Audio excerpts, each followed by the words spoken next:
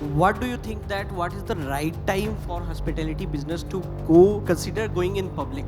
SME sector के लिए खोली है, जिसको हम एसएमई एक्सचेंज और एसएमई आईपीओ कहते हैं। तो उसमें तो आपको बहुत ज़्यादा कुछ करने की जरूरत नहीं है। कोई 2-3 करोड़ रुपए का आपका नेट प्रॉफिट हो, उसमें ही आपका आईपीओ आ जाएगा और वहां से एक जर्नी शुरू हो जाएगी आपकी लिस्टिंग की, आपकी क्रेडिबिलिटी बढ़ जाएगी। तो हम लोग का आईपीओ 300 टाइम ओवर सब्सक्राइब हुआ था और उसके बाद मैं बॉम्बे स्टॉक एक्सचेंज में बैठा था पिछले साल मिस्टर अजय ठाकुर हेड के पास। तो बोले बड़ी दिक्कत है, एसएमई टैक्स की चोरी करते हैं, समझाना मुश्किल है। आपकी विजिबिलिटी बढ़ जाएगी और धीरे धीरे करके आपकी वैल्यूएशन, विजन सब कुछ बदल जाएगा। आपको स्टाफ अच्छा मिलना शुरू हो जाएगा, स्टाफ की रिटेंशन शुरू हो जाएगी और ग्राहकों में भी, आपके क्लाइंट्स में भी ये बात उनकी नज़र में भी आएगी कि ये कंपनी लिस्टेड है।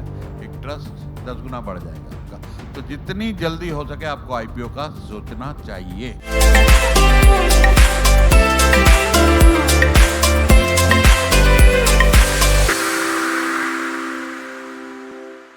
So, ladies and gentlemen, we are proceeding towards our last fireside chat with Mr. Suresh Mansharamani, co-founder of Tajurba. I would request sir to please join us on the stage. Can we clap together, everyone? I would request, and I would request Rahul to please, Mr. Rahul, to please join us on the stage, and let's have a quick fireside chat with Mr. Suresh Mansharamani. It is going to be a very, very interesting quick side chat, fireside chat. So I would request people standing outside quickly join us inside and let's begin. नमस्ते and good evening everyone. भाई थकवा गए हो लग रहा है सारे, हाँ? थोड़ा सा एनर्जी हो जाए, एक बार खड़े हो जाओ, जोरदार तालियां अपने लिए बजा दो जरा। थोड़ा एनर्जी लाओ यार रूम में, क्योंकि एनर्जी नहीं है तो कुछ भी नहीं है जिंदगी में, धंधा भी नहीं है, समझ लेना। Thank you. Thank you. Thank you so much sir for coming. जी सर को तो ऐसे किसी पहचान की ज़रूरत नहीं है, मगर फिर भी ऐसा कोई नहीं होगा इंडस्ट्री में जो शायद ही सर को ना जानता हो।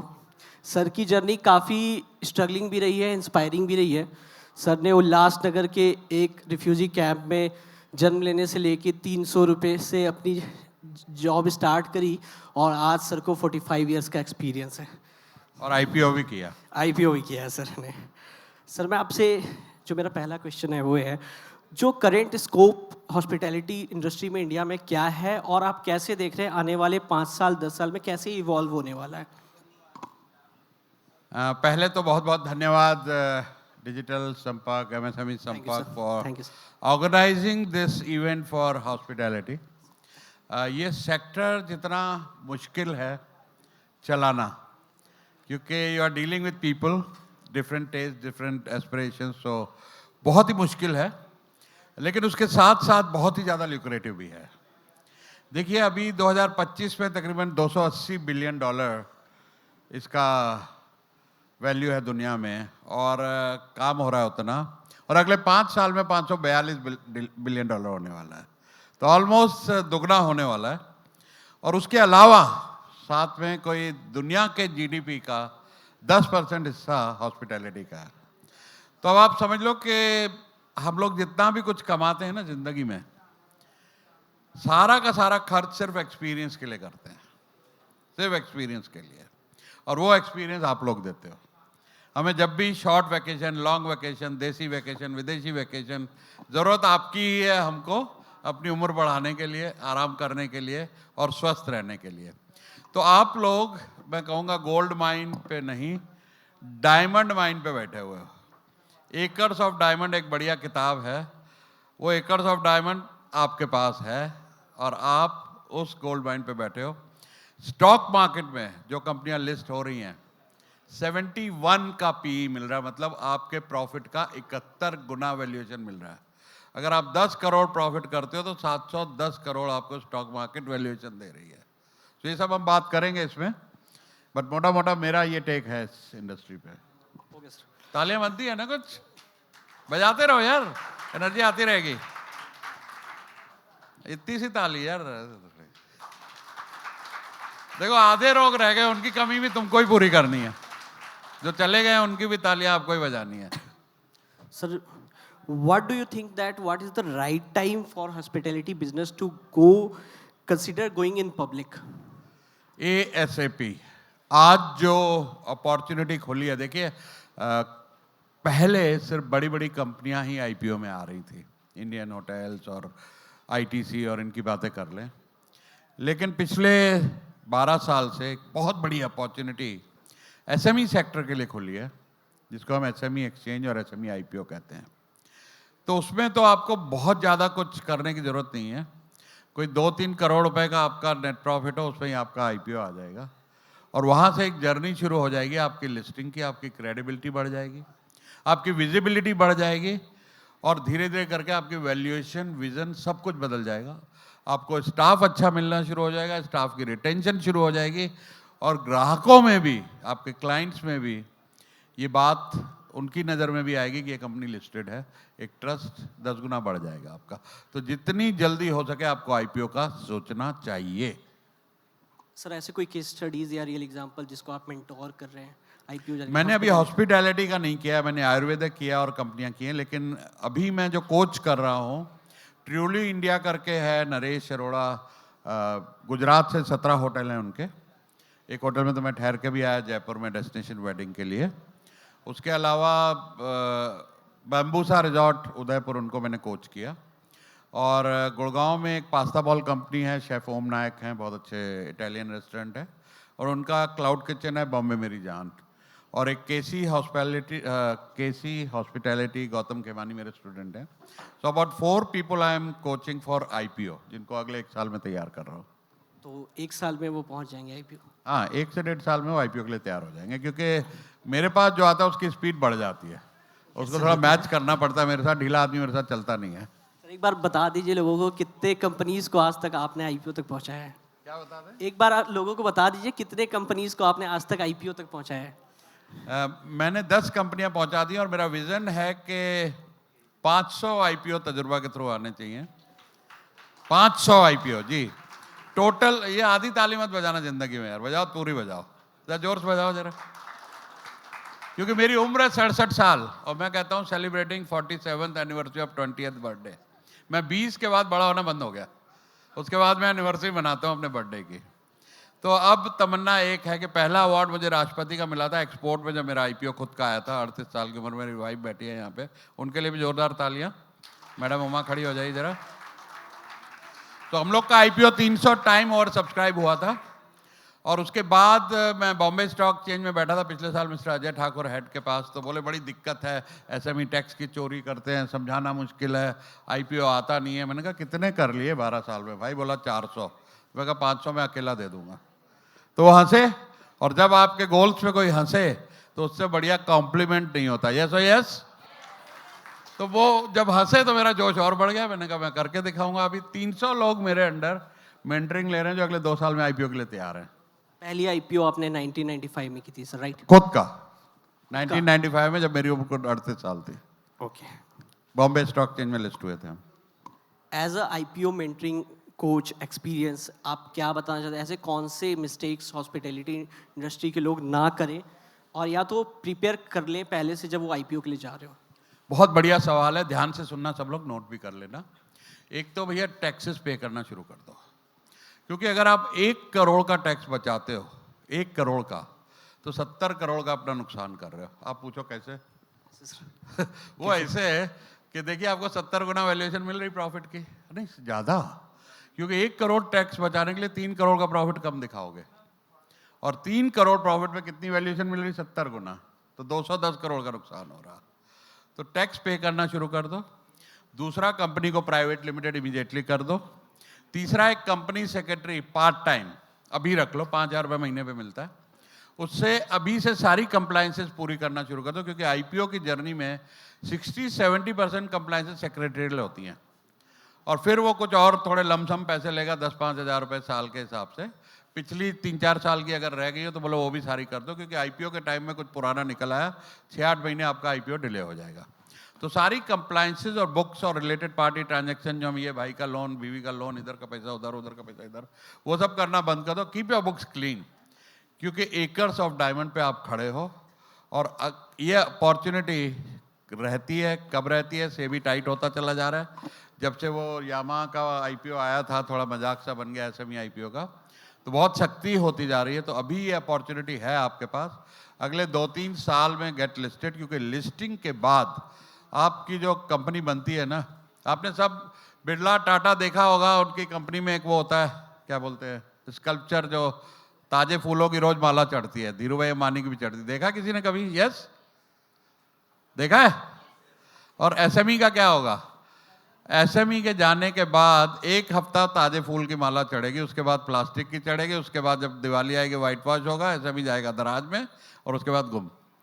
तो ये अगर लेगेसी बनना है, लेगेसी कंपनी बनानी है, बच्चों के लिए कोई 2-4-5-10 हज़ार करोड़ के शेयर छोड़ के जाने हैं, गो फॉर आईपीओ। जल्दी से सोचो, इसके ऊपर डिले मत करना, आज ही जाके शुरू कर दो कंप्लायंसेस। और अगर उसके बारे में मेरे से कोई गाइडेंस चाहिए तो मेरा नंबर इनसे ले लीजिएगा। और मेरा हर रोज सुबह 9 बजे एक फ्री वेबिनार भी होता है, वो अटेंड कर लेना। लिंक विंक ये लोग दे देंगे आपको, या आपको मिल जाएगा गूगल पे और यूट्यूब पे और फेसबुक पे। Attend that, you will get more insight into IPO. Sir अभी डिस्कस ले, कोई ऐसे 5 सजेशंस जो आप देना चाहते हो, अगर यहाँ पे काफ़ी लोग बैठे होंगे जो प्लान कर रहे होंगे आईपीओ, अभी ऐसे कोई 5 सजेशन जो आप इनको देना चाहते हो आईपीओ पे जाने से पहले? मैंने बोला, आप पहले तो कंपनी को प्राइवेट लिमिटेड करो, अपने टैक्सेस ठीक से फाइल करना शुरू करो, कंप्लायंसेस पूरी करो, कंपनी सेक्रेटरी अभी से रख लो, बहुत बड़ी कॉस्ट नहीं है। And when you are ready for IPO, फिर आपको कंपनी सेक्रेटरी और बहुत कुछ लोग चाहिए होंगे। लेकिन फिलहाल इतना कर दो कि अपनी बुक्स को ठीक करना शुरू कर दो, क्योंकि वो नहीं होगा तो आईपीओ नहीं आ पाएगा। क्योंकि उसमें कोई 1100 पेपर लगते हैं आपके आईपीओ के टाइम पे, ड्यू डिलिजेंस होती है आपकी भी, आपके परिवार की भी, और आपके इमीडिएट जो साले, जीजे, दामाद, शमाद, इन सब की ड्यू डिलिजेंस होती है। तो कोई आपका डिफॉल्ट और क्रिमिनल केस इस दायरे में नहीं होना चाहिए। And keep it very clean and see you at $1 billion valuation. कम से कम आज से सोच लो, घर जाके लिख लो कहीं बोर्ड के ऊपर कि मेरी कंपनी अगले 5 साल में भाई साहब $1 बिलियन वैल्यूएशन की होने वाली है। बस फोटो लगा दो, अपने सोते जागते देखो, और you will manifest that next 5 years। Sir what is the minimum lot to apply for SME IPO? Minimum lot कितने टर्नओवर तक होनी चाहिए? टर्नओवर का कोई, आप Bombay stock exchange, SME exchange में जाएंगे या एनएससी का एमर्ज है, आप जाएंगे, वहाँ कोई ऐसा क्राइटेरिया लिखा नहीं है कि टर्नओवर कितनी होनी चाहिए। छोटी मोटी चीज़ें लिखी हैं कि आपका कैश फ्लो पॉजिटिव होना चाहिए। बॉम्बे स्टॉक एक्सचेंज बोलता है नेट टेंजिबल एसेट 3 करोड़ होने चाहिए। छोटी छोटी चीज़ें जो एक नॉर्मल डिसेंट टर्नओवर 15-20 करोड़ करने वाले के लिए आसान बातें। सो अराउंड 15 करोड़ के आसपास जो इन्वेस्टर्स का भी इंटरेस्ट रहता है, और आपका 2-1 करोड़ रुपया नेट प्रॉफिट हो और EBITDA भी 2-3 करोड़ हो, तब भी चल जाएगा। आईपीओ के लिए हम ले आएंगे आपको। अगर कंप्लायंसेस पार्ट में है तो क्या ऐसे कंप्लायंसेस है जो रिक्वायर्ड होने चाहिए एसएमई आईपीओ से पहले, आप उसको क्लियर कर लो? सेक्रेटरियल कंप्लायंस पूरी होनी चाहिए आपकी, जो भी आरओसी की कंप्लायंस है प्राइवेट लिमिटेड होनी चाहिए, क्लीन होनी चाहिए, और बैलेंस शीट में बहुत ज़्यादा लोचा रिलेटेड पार्टी ट्रांजैक्शन नहीं होने चाहिए। टैक्सेस, जीएसटी और टीडीएस और ये सारी चीज़ों में कोई डिफॉल्ट नहीं होने चाहिए। आपके ऊपर किसी तरह का कोई क्रिमिनल केस, चेक बाउंसिंग, ये वो नहीं होना चाहिए। Then you are good to go. और अगर बात करें रिसेंट ईयर्स में कैसे आईपीओ, एक वर्ड काफ़ी लोगों को पता नहीं था, अब धीरे धीरे लोग इसके बारे में जान रहे हैं, तो कैसे वो इवॉल्व हुआ? जब शुरू हुआ था 2014 के आसपास एसएमई एक्सचेंज, तो एसएमई कोई आ ही नहीं रहा था। बड़ा ही डर के भैया कंप्लायंस, उसके अलावा टैक्सेस देने पड़ेंगे, और टैक्स देते हुए तो भाई 1-1.5 करोड़ टैक्स देने के लिए तो इतना बड़ा दिल चाहिए एसएमई को, जो 2-3 करोड़ रुपए कमा रहा है, और वो कमा भी क्या रहा है बेचारे का, उधारी में फंसा हुआ है या इन्वेंट्री में फंसा हुआ है, कैश तो होता नहीं, अब टैक्स तो नगद देना पड़ेगा। तो ये बड़ी एक प्रॉब्लम रहती है एसएमई को। तो उसके चलते समझ नहीं आ रहा था लोगों को, शुरू में 10-20 हिम्मत करके टेक्निकल आईपीओ लाते थे, खुद ही पैसा लगाया, लिस्ट कर लिया, क्योंकि लिस्टिंग के बेनिफिट बहुत होते हैं। लेकिन धीरे धीरे करके जब इन्वेस्टर्स का इंटरेस्ट आया, इन्वेस्टर्स ने कमाया पैसा, 3-3 महीने में दुगना हो गया, 1-1 साल में 5 गुना 10 गुना हो गया, तो इन्वेस्टर्स की भीड़ लग गई।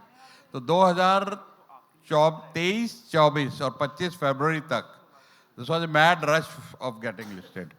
जो वैल्यूएशन 10 गुना मिलती थी एसएमई आईपीओ में, तो आपको 71 टाइम नहीं मिलेगी अभी आपको 20 टाइम मिलेगी, लेकिन with in 2 years you will get your 71 times जब आप मेन बोर्ड पे शिफ्ट होंगे।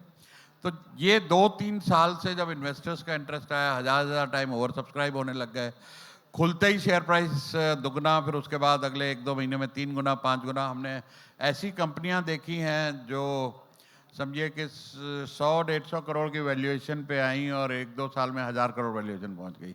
4000 करोड़ भी वैल्यूएशन हमने एक सोलर कंपनी का देखा 2 साल के अंदर।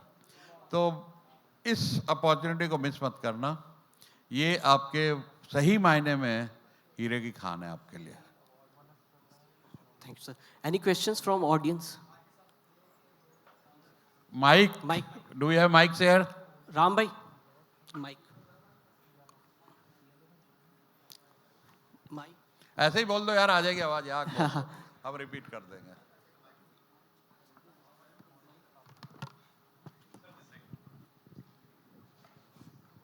Good evening, sir. Good evening. My name is Floyd Tavares. I'm a brand coach. My question to you, we only spoke about IPO today, but in your young 20s to your younger 20 years now, your definition of success would have changed. So success across different phases of your business, was it only valuation or was it also a value that you gave people? So how did your definition of success come? Because a lot of people in the room, success is flawed, right? So, but how do you define success and how did your different phases in your career move from value to valuation? बहुत बढ़िया question आपने पूछा है। देखिए, success का जो पहला है कि आप वैल्यू क्या क्रिएट कर रहे हैं for your customers, number 1। Number 2, for your team, उनके लिए आप क्या कर रहे हैं, क्योंकि इसका एक बहुत बड़ा फायदा टीम को मिलता है। अभी आपने स्विगी का आईपीओ में 500 एम्प्लॉयज करोड़पति बने हैं और बहुत सारे एम्प्लॉयज को जो ईसॉप मिले। तो व्हेन यू गिव ईसॉप, आपकी रिटेंशन और आपकी हायरिंग दोनों बढ़िया हो जाती है। तो वहाँ वैल्यू क्रिएशन क्या है? फिर आपकी वेल्थ बनती है, आपकी फैमिली की वेल्थ बनती है। You become a legacy company. जिंदगी के साथ भी, जिंदगी के बाद भी चलती रहती है, because finally it goes into you are able to hire professionals. अभी क्या ऐसे भी बोलो 1 करोड़ का सीएफओ रख लो या सीईओ रख लो, उसकी जान निकल जाएगी। लेकिन when you have money, you have the resources to hire those kind of brains and people smarter than you, जो हम लोग को सुनते रहते हैं ना, hire smarter than you। अरे भैया, अपने खाने के पैसे नहीं smarter than कहाँ से रख लो। तो जब smarter than you can in real sense you can hire, तो वहाँ से आपकी जो exponential growth होती है ना। And when professionals run that company, Walmart अपनी जिंदगी में 100 बिलियन कर पाया सैम वॉल्टन, उसके बाद प्रोफेशनल मैनेजमेंट में 500 बिलियन कर दिया अगले 10 साल में। तो ये जब आप वैल्यू क्रिएशन करते हो, और दूसरा सक्सेस का बहुत बड़ा पहलू है उसके साथ, that maintaining your happiness, your health. Because पहला सुख निरोगी काया, बाकी सब है मोह माया। तो ये सब करते करते लोग हॉस्पिटल पहुंच जाते हैं, बाद में डॉक्टरों को और हॉस्पिटल्स को पैसे देने लग जाते हैं। तो maintain your health and contribute to society, make this world a better place. और लोगों की, यंग एंटरप्रेन्योर्स को मेंटर करो और लोगों को सिखाओ कैसे आईपीओ में आओ। सो बहुत बड़ी वेल्थ क्रिएशन होती है। जितने भी यहाँ बिजनेसमैन बैठे हैं, शायद आपको अंदाजा है, यानी मैं बिजनेस बहुत कर चुका हूँ, आपके थ्रू डायरेक्ट और इनडायरेक्ट कितने लोगों का रोजगार चलता है, यू कैन नॉट इमेजिन। मैं एक बार एक कोर्ट गया था, तो बाहर चाय पीने के लिए ढाबे पे गया, एक आंटी खड़ी हो गई, सर आप, मैं कहा तुम मुझे कैसे जानती हो? कि आपकी फैक्ट्री चलती थी, वहाँ से मैंने 3 बेटियों की शादी की थी हैंड एम्ब्रॉयडरी करके। आज आपने एक्सपोर्ट का काम बंद कर दिया, तो मैं यहाँ पे चाय बना रही हूँ। उस दिन मेरे को लगा हम लोग कितना कुछ कंट्रीब्यूट कर रहे हैं यार समाज को। The amazing definition of success is peace plus profit. While setting goal, just a continuation to that, do you set goal basis valuation or basis the value your company will give, for example? Is it only valuation or is it... No, we don't chase valuations, we chase profits. Got it. The valuation is results of profit and the market demand, supply, sentiments, who comes on. आज कल आपकी company में पता लगा JP Morgan आ गया, तो आपकी demand इतनी बढ़ जाएगी कि अनरियलिस्टिक वैल्यूएशन हो जाएगी। मार्केट में डिमांड बहुत है, तेजी लगी हुई है, फिर वैल्यूएशन बढ़ जाती है। So we don't chase valuation, वो गलत है। You chase your customers, you chase your profits. एक अच्छी सॉलिड बढ़िया कंपनी बनाओ, वैल्यूएशन ऊपर नीचे होती रहती है। Don't bother about that. देखना भी चाहिए, CNBC डिलीट कर देना चाहिए आईपीओ के बाद। Thank you, thank you. Most Any welcome. more questions? So we have one last question.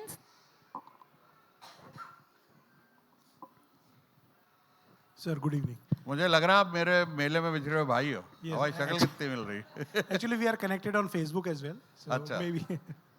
Sir, actually I wanted to ask, because there are very set patterns for companies to go for IPOs. But like I am into consulting business. And if I want to pursue and I want to make a company for IPO, is there any way to go forward with that as well? As a consultant, As a consultant, yes. you are a business consultant. Yes, I'm a business consultant. I'm a hotels, resorts consultant. So बस हमारे से हाथ मिला लो, मिलके कर लेंगे, collaborate कर लेंगे. आपके पास ग्राफ है, हमारे पास तजुर्बा है. yes, yes. We'll help you out and work together. जमाना collaboration और joint ventures का है. Thank you, sir. Thank you. Thank you. Thank you so much. Can we clap together for such an exciting and interesting fireside chat? Thank you so much, Thank Mr. you. Suresh. And Mr. Amit, please, I would request you come and join us and let's felicitate Mr. Suresh. Can we clap louder, everyone? यहाँ पे तालियां सच्ची में sir के लिए बहुत कम बज रही है. सर का प्रोफाइल हम सब जानते हैं कितना बड़ा है, और हम जैसे यंग प्लेटफॉर्म पे उसमें भी डिजिटल संपर्क, जब हॉस्पिटैलिटी के सेक्टर में हम we are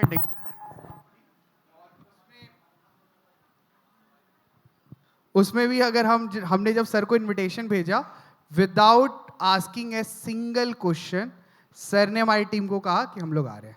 so this is the real heroes trust for. Thank you so much sir आपका आने के लिए और आईपीओ से पहले हमारी जर्नी को करने के. Thank you so much sir. Thank you so much.